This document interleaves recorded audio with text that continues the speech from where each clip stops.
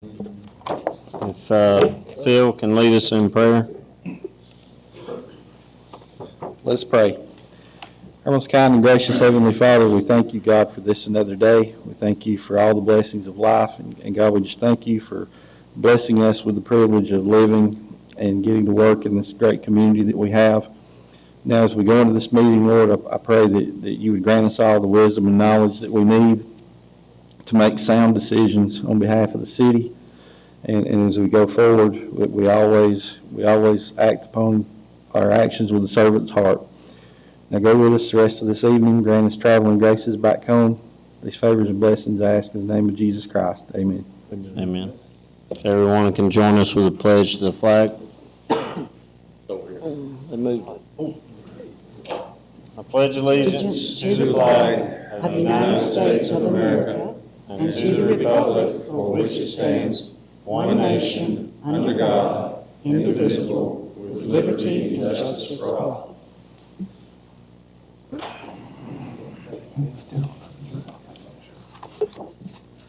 Next is to consider the agenda for adoption. There are no changes. Do I have a motion? Motion to adopt. Second. Please vote. Carries 5-0.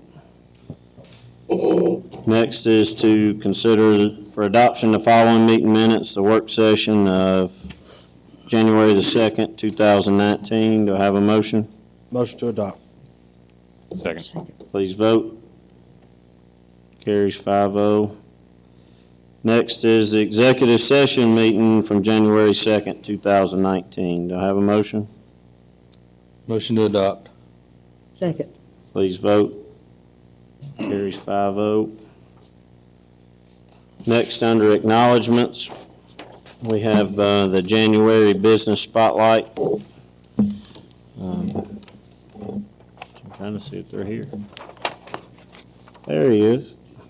I was looking for red hair and it's turning a little white. Don't call it. Mine would be white if I let, if it would grow out. But we're proud to spotlight EC Signs. Joey has been a great part of the community for many years, does an incredible job on signs. I know he's done a lot for the city and signage-wise. Probably does all of our trucks for utilities and the PD and all that. But we just wanted to, Crystal did a great write-up on the Facebook page, and so we'd like to present you with this small token of our appreciation, a certificate, and if we can get a picture. You can come on up.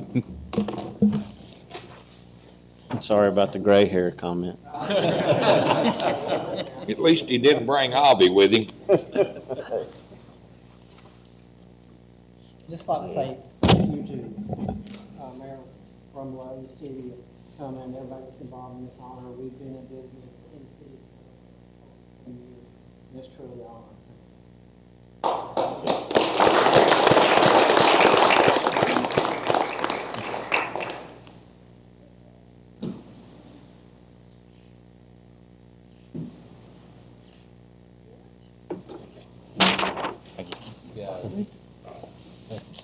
Yep, we'll see.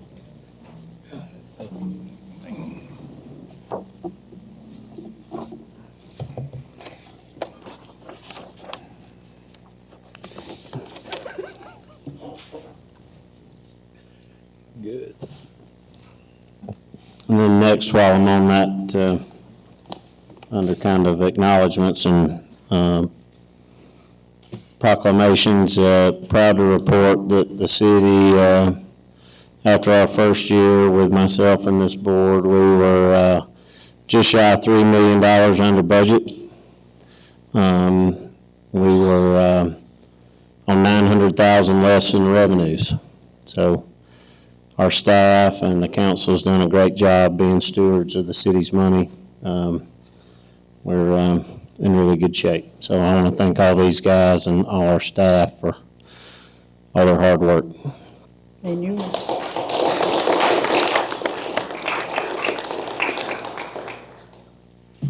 Next, we've got old business administration, the architectural proposals for the city center. Thank you, Mr. Mayor and members of council. The purpose of this item tonight is to review the proposals for architectural services for the proposed city center. The firms that have submitted proposals are as follows: D. Tracy Ward Architect, Dwell Design Studio LLC, Lyman, Davidson and Dooley, Inc. After consideration of all these proposals based on the competency and price, I would like to recommend that we approve Dwell Design Studio LLC tonight to provide architectural services for the proposed city center project. And I'll be happy to answer any questions.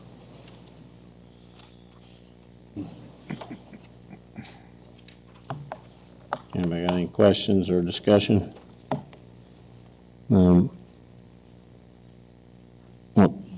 Dwell, we met with three different groups on the city center property, architectural firms. Dwell was always very responsive. If we asked them for a rendering, we had it in 2 days. They've done a lot of projects throughout Atlanta, parts of Avalon, to name. There are many others, and I've forgotten what all they've told me, but they were the best price, and then I negotiated and got them down another 10%. And then they're also throwing in some other services that we're not being charged for. So that's my recommendation to the boards, to go with Dwell. They're looking at a 3 to 6 month time frame to having everything complete. They're the only ones that sent you a rendering, aren't they? They're the only group that sent a rendering, so the others, even though they gave financial proposals, you didn't know what kind of work they could do. They would say, well, we can give you a price, but, you know, we kind of challenged all three in the process to give us renderings. Here, here's our vision, show us what you can do, and none of the others gave us renderings. So I have a motion to approve going with Dwell.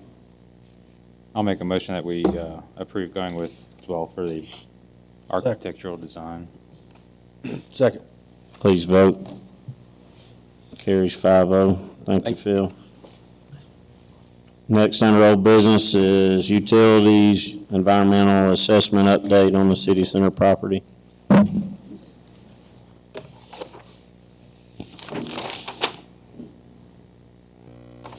Thank you, Mayor. Thank you, members of council, for this opportunity to update you on what we've been doing to go through the environmental assessment and some of the requirements for permitting for the proposed city center.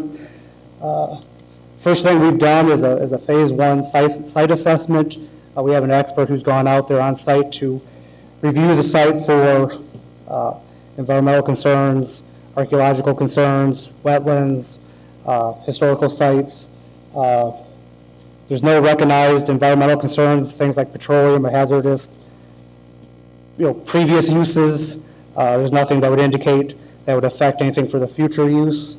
As far as endangered species, there's 2 that were located in Georgia, bats and some orchids. I'm not going to get into the Latin terms that are used, but I can't pronounce them anyway. So there's some bats in Georgia, none in Forsyth County. There's some orchids in Forsyth County, but none on this site.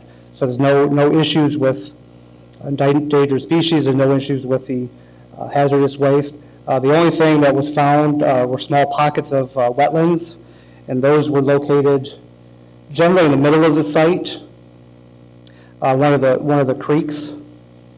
Brian King with Engineering 303 in a few minutes is going to discuss how we're going to mitigate those issues, but in general, there's no environmental concerns that we found that would prevent anything that the city wants to do on that site.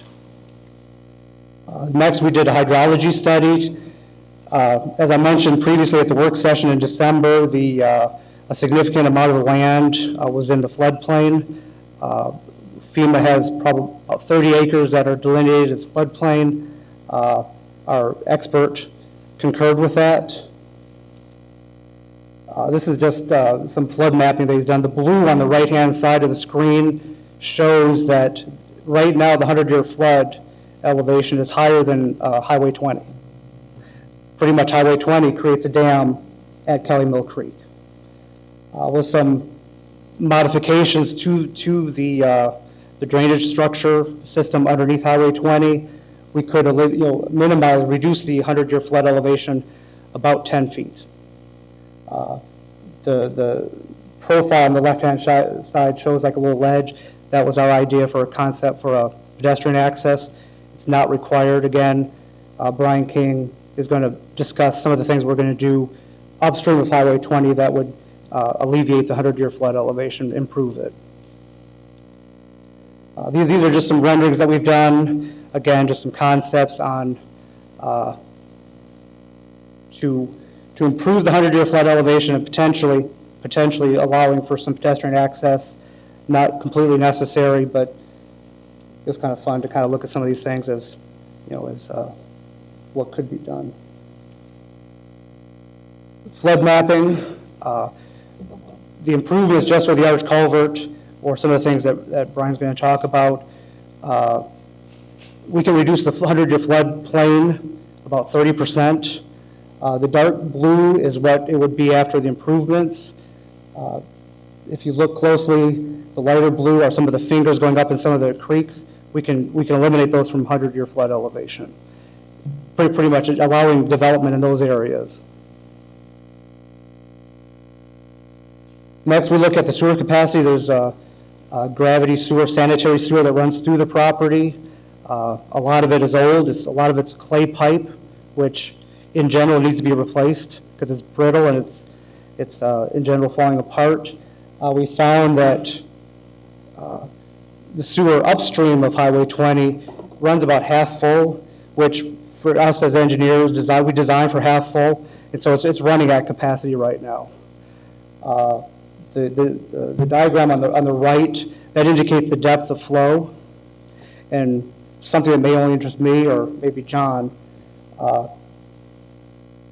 each of those little spikes, Cumming sewer, it represents times when peak periods, the low flows are in the middle of the night.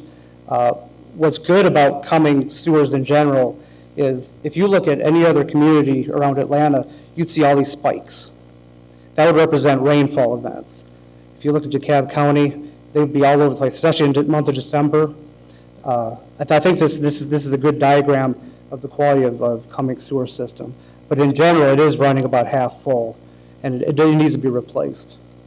And this is a sewer below on the downstream side of Highway 20. Again, it's running about a little bit more than half full. It receives some tributary flows. If you see the little spike in the middle, that represents a day that it rained. So there's a little bit of inflow. Now I'm going to turn it over to Brian King with Engineering 303. He's been looking at the site for stream restoration, how we can improve the floodplain, how we can mitigate the wetland areas, and just some different ideas on things that he knows how to do, what needs to be done to improve this site. Thank you, Andy. Brian King, President of Engineering 303. We specialize in land development, stream restoration. Thank you for the opportunity to work here in the city. We're a local company. One of the first things that I noticed with the master plan was the master plan did not look at the site and the topography. Yeah, so, it was just a rendering. Yeah, it's purely a rendering. So what I did was I took that rendering and the concept and said, okay, now let's look at the property, let's look at the topo, let's look at the streams, the wetlands, the floodplain, and see if we can accomplish the same general theme and concept. So I relayed out the master plan, and this is purely for discussion purposes, but one of the primary focuses was in order to develop this property, we will have to relocate the stream. Have talked with the Army Corps of Engineers. Justin Hammond is the liaison for mitigation, and discussed whether it was feasible. Typical projects are limited to 300 feet of piping for streams, but if we approach this project with a focus on stream restoration and mitigation, he would entertain an individual permit for this project.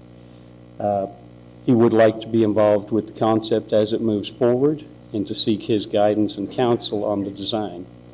To date, Engineering 303 has worked on approximately 175,000 lineal feet of stream restoration. We feel comfortable that this is a concept that the Army Corps of Engineers will support. A lot of hurdles to be overcome, primarily floodplain, water quality with the development. So we've incorporated multiple wetland pockets. Also, to keep with the theme of the master plan, we've included greenways, portions of which can be elevated boardwalks.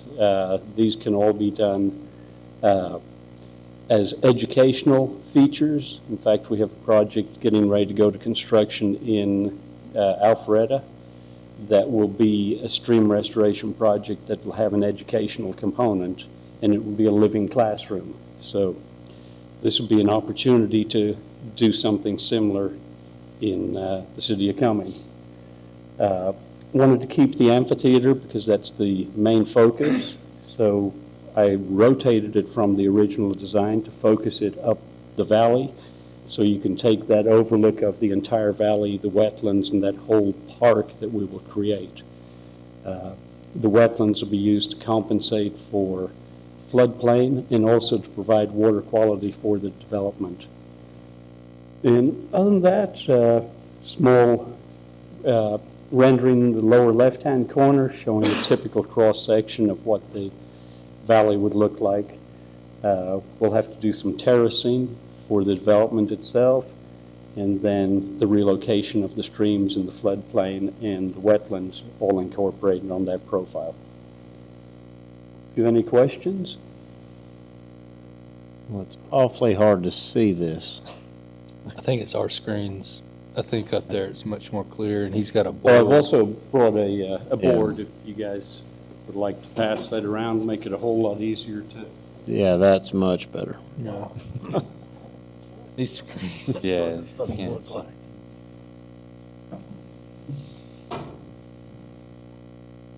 So, on the streamlet relocation, you're not talking about piping it, you're just talking about rerouting it. We would reroute it, and we use a system called natural channel design, which is Army Corps of Engineers' preferred method of working with streams.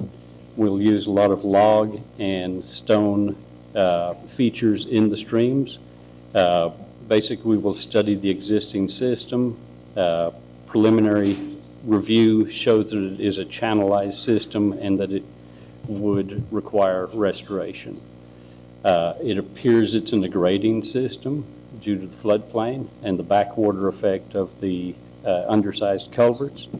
So we'll look at putting it back into a stable meandering pattern that will become a feature of the whole park. Right. We will also have to eradicate invasive species such as Chinese privet and stuff. But because we're treating the entire valley, we will be replanting those buffers and those wetlands with native species. But one question I've got, no engineer can explain it to me to make me understand. There's parts of the property that are, 10 feet, 15 feet higher than Highway 20. So how are those flooding? And the other side below 20 is not. The floodplain that's shown is really just a rendering. The elevation, I believe, was 1038 is the studied elevation, and if you track it, it does create a big bowl, a backwater condition. But I mean, there's parts that are higher in elevation than Highway 20. Well, floodplain also has a slope to it. So for the first 1,000 feet, it will have an elevation of approximately 1038. But then as the valley rises, that slope will start to incorporate into the floodplain. So the floodplain will move from 38 to 39 to 40 as it moves up valley. Gotcha. Which creek are you moving? What part? The dark The primary tributary is Kelly main Mill. one. Yeah, Kelly Mill Branch, and then I have showed it relocated in a heavy blue. The Okay. smaller He's saying tributaries. this is where it is now. Oh, He's saying you could move it to here. here. Oh, okay, that's where it is. Move it where? Move it to meander like that. And it's really just here. Yeah, the existing creek is primarily straight. I mean, it has very little pattern to it, which, if you look at historical data, you find that most of the agricultural areas, the farmers straightened the creeks for ease of working in their fields, and being a low valley with floodplain would have been a prime area for agriculture. Could be 50 years, 100 years, 200 years ago. So they typically would straighten these channels. We'll put it back into a natural pattern, and hopefully we can use some of that additional pattern to help offset the mitigation of the development.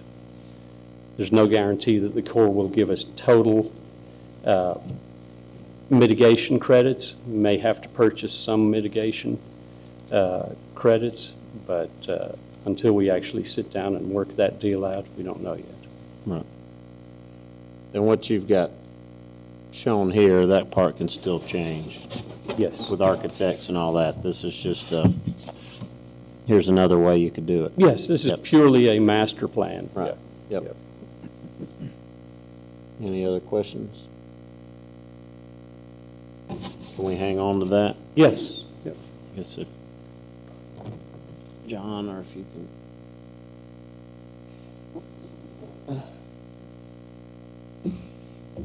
Anybody got any other questions? Thank you very much. Thank you.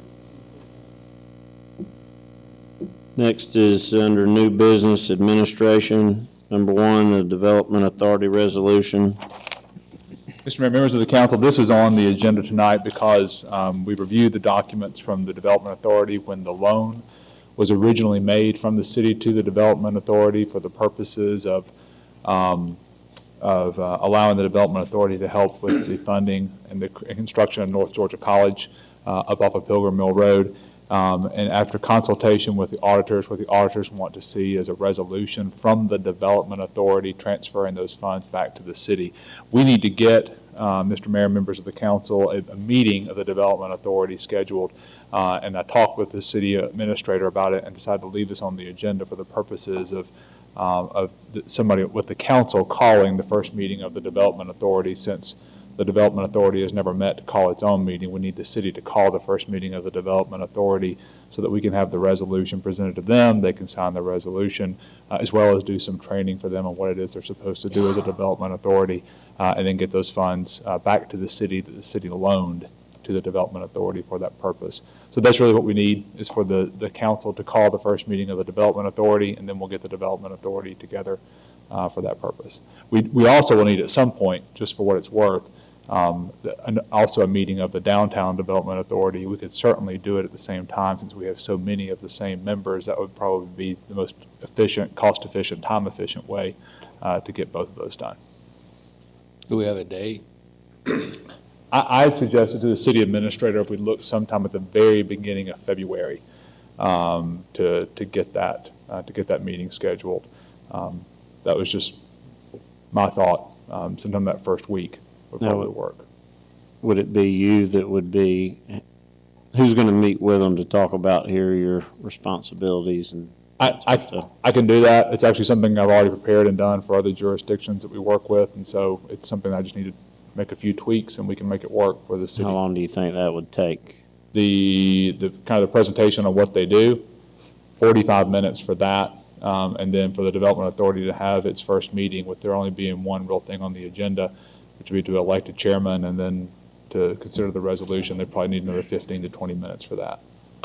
My training, for the purposes of doing the training, will probably combine both development authorities and downtown development authorities, because it's actually easier to talk about them both at the same time, so you can tell people what the differences are between them. And since these people will all be wearing similar hats, Right. that would be efficient. most of these people have normal jobs, so I'm assuming that evening's gonna work out best. I would think so. What if we set it for 7:30 after the next work session? First Tuesday, February. That's fine by me. That work with you? Linda, you also will be involved in Yeah, that. you're on it too. Does that work? I'm on that one? You're on the Development Authority, yes. You're on the other one. development authority. Okay. Yeah, as far as I know. That way y'all are already here, and it's in the evening. Perfect. Does Because that later on, I'm expecting my daughter to have a baby and I'll be out. So So, that sounds good. so do we need to vote to set it Get for a that? motion and a second to set it at that time for both the downtown as well as the Development Authority. Yes, sir. I was just considering the motion. Okay. I'll make a motion to call the meeting for the Downtown Development Authority and the Development Authority for the first Tuesday of February at 7:30 after the city council work session. Second, Second. please vote. Carries 5-0. Next is qualifying fee notice for the 2019 election. Thank you, Mr. Mayor and members of council. The purpose of this item is to present a notice for approval on qualifying fees and qualifying dates for the general election to be held November 5th, 2019. As proposed, the fees to qualify for each post will be $180 per post. This is the minimum fee allowable under the state law. The qualifying period would begin at 8:30 a.m. on Monday, August 19th, 2019, and would end on Wednesday, August 21st, 2019 at 4:30 p.m. If approved, this notice will be published in the Forsyth County News later this month, as we are required to do. I have a sample, the copy of the notice is in your packet, and if you have any questions, I'll be glad to answer them now. So you got 3 days in August, 19th, 20th, and 21st. That's correct. Any other questions or discussion? I'll make a motion to approve the notice. Second. Please vote. Carries 5-0. Thank you, Thank you. Phil. Next is item 3, request permission to advertise for RFP for 2019 sanitation and recycling. Yes, sir, Mr. Mayor, members of council. The purpose of this item is to request permission to advertise for requests for proposals on providers on sanitation and recycling providers. The current contract with Red Oak Sanitation expires on March 31st of this year. I feel it would be beneficial to the city to do this at this time, as the current contract may not be specific enough to meet our current needs as far as the service. I'll be happy to answer any questions you may have. What's not specific about it? The amount of trash that's being picked up at each location, the customer service aspect that they are supposed to be in control of. We need to, I think, have clear language in a contract for that. Requiring a little bit more out of them. Well, it's not the language of the contract as much as it is we need to require a little bit more, like you said, require a little more participation from the provider in this. Perhaps a penalty if you don't pick somebody's trash up.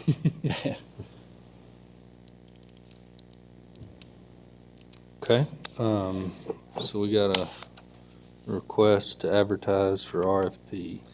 Yeah, I'm working on a sample RFP for you to take a look at. I don't have that ready at this time. Maybe by the work session, I'll have one for you to look at. I'll make a motion to approve the request to advertise. Second. Second by Linda, please vote. Carries 5-0. Thank you, Phil. Next is planning and zoning conditional use permit 2018-442 for 9 Motors, Inc. Thank you, Mr. Mayor, members of the council. Before we open the public hearing on this item, I would like to read the Planning Commission report into the record. The applicant has made application to the proper authorities for a conditional use permit in order to establish an automobile sales establishment in the Highway Business Zoning District. The Planning Commission held a public hearing on December 18th, 2018, and voted unanimously to recommend approval of the conditional use permit with the following conditions. Number one, according to our street parking requirements, 6 to 8 customer and employee parking spaces and a 14-foot wide by 40-foot long loading and unloading zone must be provided. Condition number two, based upon the site plan provided, which is not to scale, no more than 20 sales vehicles are allowed that must be parked off the public right-of-way and are dust-free, which means concrete and gravel surfaces only. No vehicles can be parked on dirt or grass surfaces. Condition number three, this conditional use permit is specific to this applicant and the business for which this applicant will hold a business license. Only this applicant operating this proposed business may utilize this property for this use. And condition number four, any exterior lighting must be designed so as to minimize light spillage along the development to not more than 2 candlefoot. I'd be happy to answer any questions you have. Anybody have any questions for Scott? This is the building to the right of the Polaris dealership? Yes. Is that right? That's correct. You're looking What at this, you're looking building? from the road. Scott, it's what building? It's to the right of the Polaris dealership. It's 596 Veterans Memorial. It's Shannon's family property. Any more questions? That place is fairly small. Is there room for 30 cars on that lot? Actually, 20 is what we're Oh, they're asking for proposing. 20? Yes. Well, that's not what they're proposing, that's what the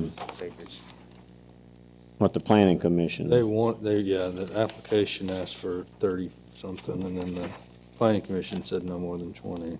20 plus 6 to 8 for customer and employees.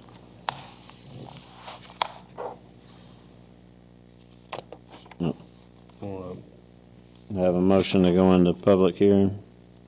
So moved. Second. Please vote.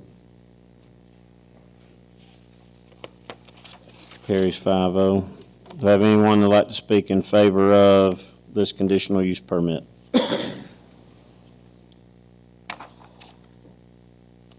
Mr. Mayor, members of the council, my name is Scott Steiner. I'm the applicant of the conditional use permit. I currently own and operate a auto dealership in Roswell, where we've been for the last 10 years. I'm a resident of Cumming for the last 15 years, and it's been my dream to open and expand my business here. This is the opportunity for us to do that. I'm here tonight to answer any questions or provide any background to gain your support and approval for opening the business here in Cumming. Anybody have any questions for Mr. Steiner? What's the width of those parking spaces that you've got marked off? So I wish I didn't realize we had a display. I do have some measurements that we took with photos that we submitted. We worked with Scott and the planning. Do you and zoning have them, committee. Scott? So we provided some photographs where we actually put and staged the vehicles to show that we could put that many vehicles there. Based on what we submitted, we felt that 30 was achievable. And with the conditional use permit requirement of 20 plus the 6 to 8 for the parking spots, we still feel very comfortable that we can provide that much space there. That's awful small in the front. It is on the front, but it goes very deep back, and we could stage the vehicles side by side with 2 feet in between, which is a standard parking spacing. We use basically the same dimensions from the parking lots that were here on City Hall that we use to make the assessment. So the exact same widths and distance for the parking that is outside in the parking lot here, we used that to stage the vehicle with some visual aids and took some photos of that when we submitted. How many cars would you park in the front? To the front, to the left of the driveway, there looks to be about 4 to 5, depending on the size of the vehicle. Obviously, a truck would take more space than a small sedan. And to the right, they could be placed side by side. Again, there's 4 to 6 that could be placed there. I read your letter of intent. What's your overarching business model? How are you different than, we've got 10 of these things here in town. Exactly, and that's one of the things that differentiates us and our business model is in Cumming, there's not a franchise used auto dealership, or really even in a county. So there is not a CarMax, there's not a US Auto Sales, there's not a drive time. So the only way to get that quality pre-owned vehicle is to go to the franchise dealer, which you do have now: Nissan, Toyota, Billy Howe Ford, and of course Troncalli. But most pre-owned or independent auto dealers are buy here, pay here, or sell high mileage and end-of-life type vehicles. If you look around some of the other car dealerships here, they're selling vehicles that are 10 years old, 150 to 200,000 miles, with subprime type marketing, because that is what's most profitable in the business. And our business model has been to sell the quality pre-owned 3 to 5 year vehicle. It's the 3 to 4 or 5 year old Honda Odyssey or Toyota Sienna, Lexus sedan. So we kind of fit that gap that's in the middle between the buy here, pay here market and the market that's at the franchise level for Toyota, Ford, Nissan, et cetera. What was in that building before, dry cleaner? The last use of the building, I'm actually not familiar with, but I do, and J.V. Bader, who's here tonight, is the representative. The prior approved use was going to be for Shannon Eye Care, and then there was some family tragedy that actually made the business not go through. So it's been vacant for approximately, I think, 2 years, about 2 years. Good many years, yeah. I know the sign that's on the exterior says Cumming Martial Arts Center, but I think it was a leftover from a prior use before that. So how do you get cars to the car lot? Many cases, they're transported here. We buy from local individuals, so we buy vehicles from the citizens. I work in a way in which we started our business as an auto broker.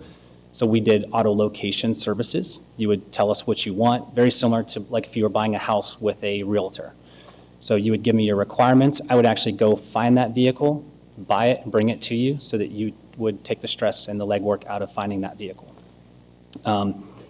So we have a nationwide network that I've built from the wholesale industry to find the exact vehicle that you want. And at the same point, I know what vehicles that have been the best sellers that fit the market that I want to stay within. I'm saying physically, how do you get the car to the car lot? Physically, it would be perhaps driven or transported to us. In most cases, I have my vehicles delivered right to our mechanic. So it comes off the truck and goes to a vehicle mechanical inspection before we actually take delivery of it. We have all of our compliance with state and the professional licensing board for obtaining driving tags, so we can transport those vehicles either way. So I'll try to ask it another way. How do the cars get there? Are you driving them every single time, or are you having a transport bringing them to you from time to time? It would be both, sir.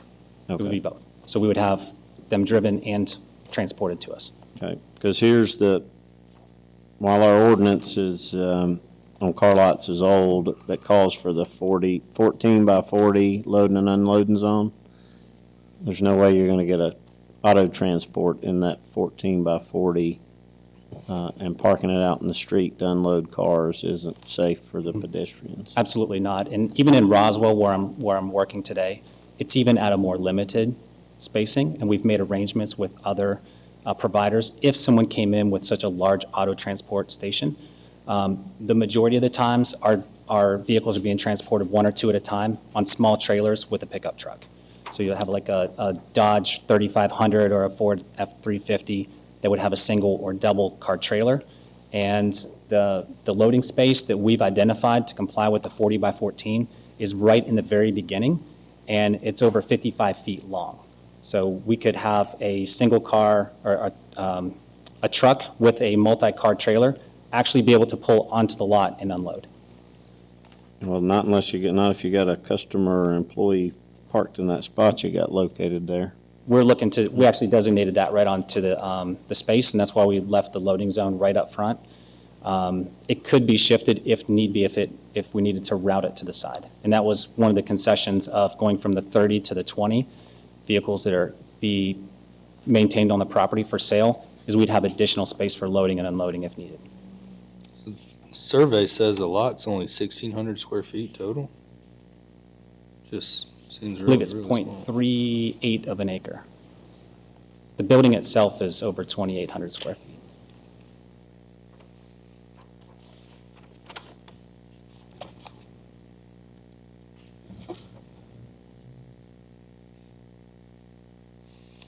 Where do you see 1,600 square feet?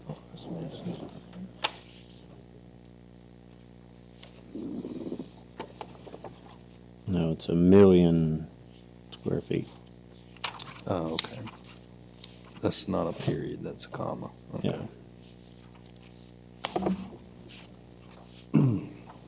So that's an extra 0 for the acre. So you say it's a third of an acre nearly, or a little over a It's, third of an it's acre? close to 4/10. I believe it's 0.38. All right. Your survey says 0.036 acres, so it's just a misprint. Must be a misprint, yeah. I was gonna say, my God. That's not this big. It's only 100 feet wide, Yeah. and 130 39. feet, 31 to 39 feet deep. Yep.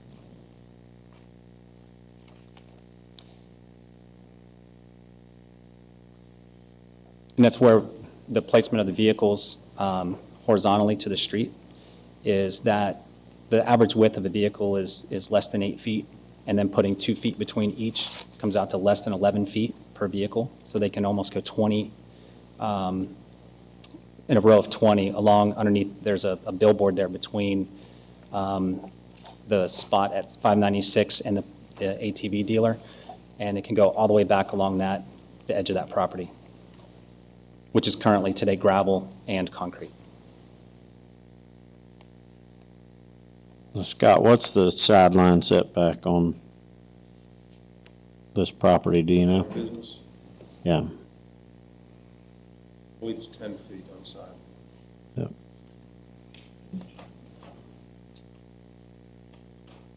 Regardless of what it's adjacent to? Well, it would, if it was adjacent to residential, it'd be different. Further. Partial standard. because I don't know that you can get a fire truck between all these cars to get around to the back in case there was a fire. Well, there's cars on the side horizontally and perpendicular to the road. It wouldn't be pictured in the plot that we provided, but there is a large parking lot that's accessible from the street behind it. There's a thrift shop that's adjacent to it with a street that runs adjacent to it. And there's a large parking area back there that would be suitable to have a fire truck pull into and even turn around in. Yeah, but what if that stuff was blocked off? And we burn. That's a concern. Building itself is made out of steel and concrete, very little combustible material within the building. It's an open loft style. Are you looking to Concrete floors. purchase or lease? The initial is a lease with a purchase option. The current owner was more financially incentivized to do a lease for up to 18 months before we could purchase the property. Initially, we proposed a purchase straight out, and it was worked towards a mutual benefit for a lease purchase option. And so the 3 cars you're showing inside the building, those wouldn't have gas in the tanks? As They far would as be being minimal if they. combustible? So you hadn't purchased this land yet? Correct. Don't you think it's too small a space for a car lot? I don't, actually. I feel it's a great investment.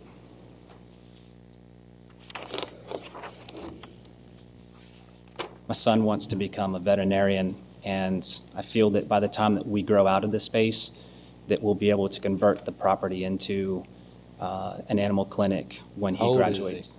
He's, I have actually 2, one that's 14 and one that's 16. Both It's go to- ready for a vet right now. Yeah. Do we have any other questions for Mr. Steiner? I don't. Thanks. Thank you. Is there anyone else that'd like to speak in favor of this conditional use permit? Is there anyone that'd like to speak in opposition to this conditional use permit?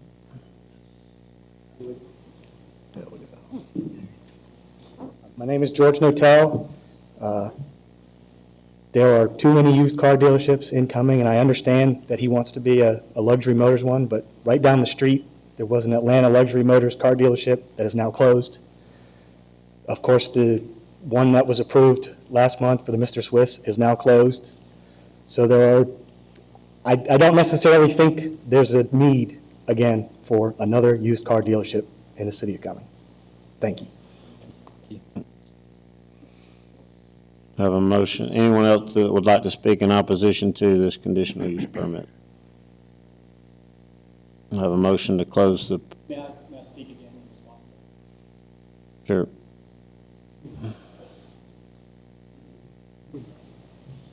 Thank you again. So one of the things that was asked about why we're different is, and I had some data, and I'm sure some stood in front of you for a number of things to talk about these kinds of statistics, but in Forsyth County, there's $100,000, over $100,000 median family income. U.S. average is $53,000. And again, I come back to there's no franchise used dealer within. There's the others like Mr. Swiss, who comes from the trucks on Highway 20. Friendly Auto Sales. This is Friendly Auto Sales, which was rated best in Forsyth County.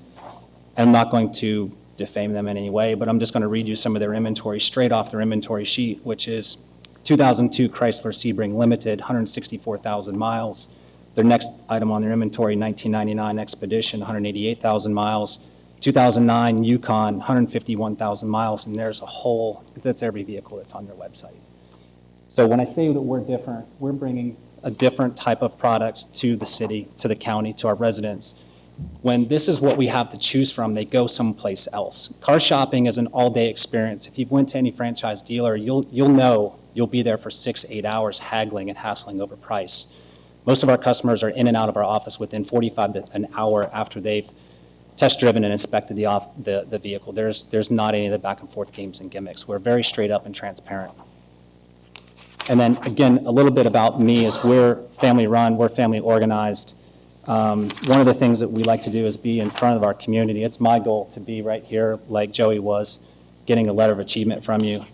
This is a picture of a young lady at the ABBA House where we donated a vehicle to a graduate who had a young family, had no transportation to get to her new job when she graduated. We donated a vehicle to her. This is a list of checks we've written to the Forsyth Central high school programs, boys and girls clubs, where we've made financial donations. And this is me and a number of my sports teams where I've coached youth athletics through the United Football Academy and Forsyth County Parks and Recreation, where I've spent over 2,000 hours volunteering my time. So I tend to say that I'd like to be classified in a different light than most other dealers. And again, what actually separates us is our core values and our community involvement. And we want to use this as an opportunity to continue that community involvement. One of the things that really just brings to me is I'm a 4-year veteran, United States Marine Corps. I've actually been working with John Kepler, who runs the VFW post here, to bring the connection of we're going to be on Veterans Memorial Parkway. We want to do things for our local active service members, veterans.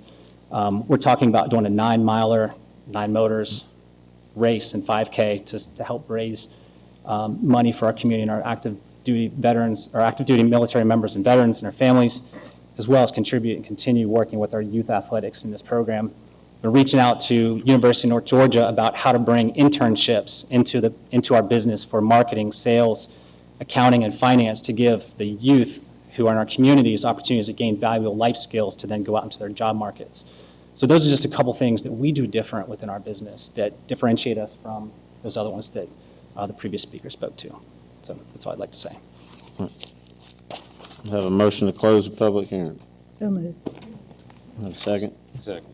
Please vote. Carries 5-0. Have any other questions or discussion? Mayor, if it'd be all right, this is the first conditional use permit we've had. Well, actually, it's not the first, it's the first one we've had since we did the trucks. Just so the council is aware, you have some specific criteria. I thought it might be helpful just to look over real quickly. The first criteria is whether or not off-street parking and loading facilities are adequate in terms of location, amount, and design to serve the use. The second one is the number, size, and type of signs proposed. Are they compatible with the surrounding area? Third one is the amount of the location's open space and whether or not that's adequate and there's sufficient screening such that buffering of incompatible uses is achieved. The fourth is the ingress and egress to the property. Is that suitable and safe? The fifth is the location and the intensity of any outdoor lighting. The sixth is the hours and the manner of operation of the proposed use. The seventh is the public facilities. Are they adequate? The eighth is the proposed use, whether or not it will have a significant adverse impact on the level of property values, the general character of the adjacent land uses or area. The ninth ninth consideration is the physical conditions of the site, including its size, shape, topography, and drainage. And then the 10 is whether or not the proposed use is consistent with the goals and objectives of the comprehensive plan. And then finally, you can consider any other factor, but those are the specifically enumerated factors. A lot of your questions were dealing with those, and so I just wanted to make you aware that those, Confused about, does our conditional use permit code not require a scaled site plan by stamped surveyor or engineer? If it doesn't, it needs to, because we don't know if any of those things are adequate, right? I'm not saying I think we should postpone or anything for him to do that. I just, when they apply, it seems like they should submit that so we can see if those things are adequate. But those criteria are in your ordinance available for anybody to look at. And Right. so I don't think that necessarily your submission requirements require you to have that. We actually talked about that last month, whether or not it was required to have that or not. But I think we need those to are the look at requirements. requiring a site plan of just a minimal, just to let us know if scaled that those things are adequate, and to put it on paper where we can see what we're looking at. That's all, Mr. Mayor. Just want to make the council aware of all those factors. Thank you. And the answer, Mr. Mayor, I'd like to make a motion that we table this till the next meeting all right, and do some investigating into it. we have a motion to postpone. I'll second the motion. Please vote. Carries 4-1. So it'll be postponed till, well, the motion didn't say, to work session or to, Work session gives us, the work session. yeah. work session gives us 2 weeks. I think So- that's fine. So it'll be postponed till the first Tuesday of February. Next on the agenda is Fairgrounds, report on bids for fairgrounds improvements. Good evening, Mayor and Council. We received bids last week, bid letting in regards to this. The bid letting was, or the bid document was broken up into 4 bid alternates. The first bid alternate was comprising of everything that included a pedestrian bridge, a arena wall, and a ticket booth. We received 2 bids in regards to that. The first bid was Vertical Earth, the low bid in the amount of $3,412,214.77. Excuse me. Second bid was from J.G. Leone Enterprises, Inc., in the amount of $5,236,005.25. With that was well beyond our estimated cost for the total project. We would recommend not to accept that bid. Bid alternate 2, which was basically the ticket booth, we only received 1 bid. That was from Vertical Earth in the amount of $325,662.96. Again, that was well beyond our estimated cost for the ticket booth. We would again recommend not to reject the low bid for this. Bid alternate 3 is basically the pedestrian bridge. We received 1 bid from net, Vertical Earth, in the amount of $2,316,490.24. Again, that was well beyond our projected estimate for that project. We would again recommend to reject the low bid for that. And then the last alternate was the arena wall. We only received 1 bid, Vertical Earth, in the amount of $623,896.53. We would again recommend, it was well beyond our projected cost for that. We'd recommend to reject the bid for that as well. Is it gonna cost that much? No. No. What I thought. That's No. pretty high. These numbers are way out of whack. So, Because you Mark. said they had like 300,000 for a ticket booth?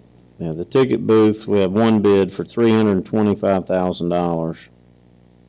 They built a nice house, Yeah, That's a super nice ticket booth. so super nice. my recommendation is that we're gonna go out and get quotes from individual contractors Good and have idea. city staff overlook the construction. I believe we can cut that number. On the ticket booth, I know we can cut it more than in half, but the other stuff, there's some of that'll probably have to be rebid out, individually, pieces. And you agree instead of to the that, whole don't you? project.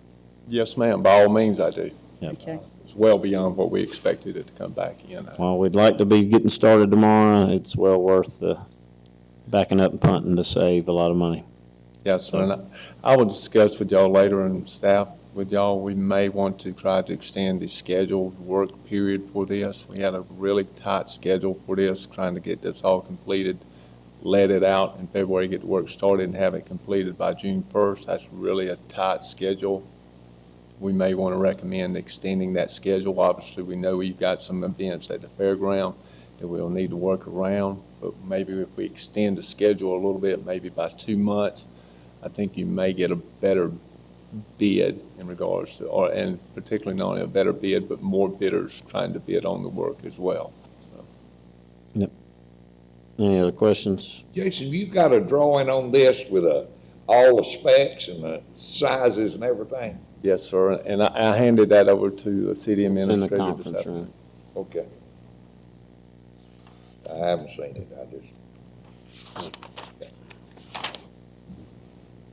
Thank you, Mayor. Thanks. We have a motion to reject the bids. Make a motion, we reject the bids. Second. Please vote. Carries 5-0. There are no announcements. And Kevin, I think there's a need for executive session. Yep. Thank everyone for coming. Motion to adjourn. Second. Please vote. Carries 5-0, both of them. Shit.